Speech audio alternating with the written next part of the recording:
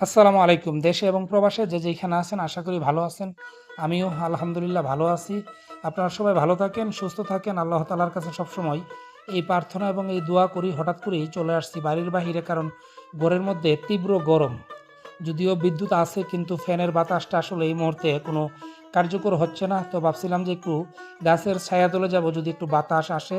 সেই কারণে মূলত বাহিরে আসা। আর এই যে দেখেন এই গাছটার ছায়াতলে আমি ইনশাল্লাহ বসবো। আর এখানের যেই বর্তমান ভিউটা খুবই চমৎকার এবং মনোমুগ্ধকর, তো সেইটা আপনাদের সাথে তুলে ধরার চেষ্টা করলাম। গ্রামীণ যেই ন্যাচারাল বিউটিগুলো আছে সবসময় কিন্তু আমি এগুলো তুলে ধরার চেষ্টা করি প্রতিনিয়ত, সেগুলো আমি আপনাদের মাঝে শেয়ার করি, কারণ আমাদের এলাকার অনেক ভাই ব্রাদার আছে প্রবাসে, ওনাদের জন্য এই বিষয়গুলো সবসময় আমি তুলে ধরার চেষ্টা করি। তো আমি আমার ঘরের পেছনে আছি, আর এখানে কিন্তু অনেক কচু শাক দেখেন মাশাআল্লাহ।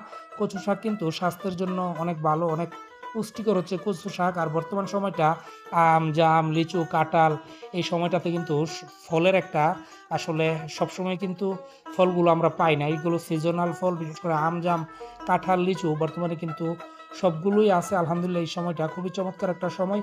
আর ভিউটা দেখেন কতটা সুন্দর। আর আমি সবসময় চেষ্টা করি আমাদের এলাকার যে সুন্দর সুন্দর দৃশ্যগুলো আছে সেগুলো তুলে ধরার জন্য। যদি ভিডিওটি ভালো লাগে তাহলে অবশ্যই ভিডিওটি শেয়ার দিবেন, সবাইকে দেখার সুযোগ করে দিবেন গ্রাম বাংলার এই সৌন্দর্যকে।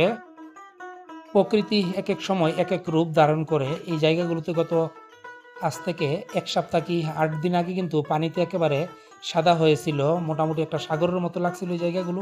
কিন্তু বর্তমান ভিউটা দেখেন, পানি কিন্তু একেবারেই নাই। কয়েকদিন বৃষ্টি হওয়ার কারণে অনেক পানি কিন্তু চলে আসছিল। আর আমরা ভারতীয় সীমান্তবর্তী, যদি প্রচুর পরিমাণে বৃষ্টি হয় তাহলে কিন্তু ভারত থেকে পানি এসে এই জায়গাগুলো তলিয়ে যায়। তো বর্তমানে আবার প্রেক্ষাপটটা কিন্তু ভিন্ন। এখানে কিন্তু বর্তমানে কোনো পানি একেবারেই কিন্তু নাই, শুকিয়ে গেছে পানি। আবার যদি পরবর্তীতে আবার বেশি বৃষ্টি হয় তাহলে কিন্তু আবার এখানে পানি চলে আসবে। আর এই তীব্র গরমে সবাই সতর্কতা অবলম্বন করবেন। বিশেষ করে বাড়ির বাচ্চা-কাচ্চাদেরকে ভালোভাবে সাবান দিয়ে হাত ধুয়ে দেওয়ার চেষ্টা করবেন। কারণ এই সময়টাতে কিন্তু বাচ্চা-কাচ্চাদের ডায়রিয়া হওয়ার সম্ভাবনাটা অনেক বেশি থাকে। তো আমরা সবাই সতর্কতা অবলম্বন করব। সবার জন্য অনেক, অনেক দোয়া এবং ভালোবাসা রইলো। সবাই ভালো থাকেন, সুস্থ থাকেন। আর যদি ভালো লাগে তাহলে অবশ্যই ভিডিওটি শেয়ার দিবেন।